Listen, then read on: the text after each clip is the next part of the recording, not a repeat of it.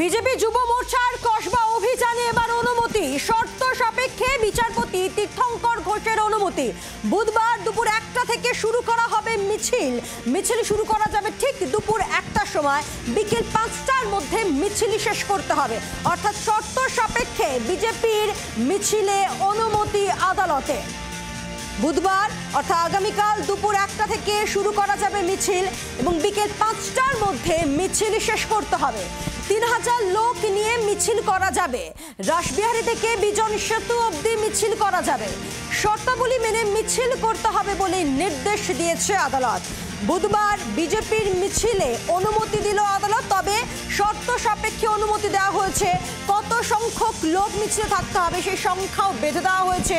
কতক্ষণ মিছিল করা যাবে সেই সময়সীমাও বেঁধে দেওয়া হয়েছে।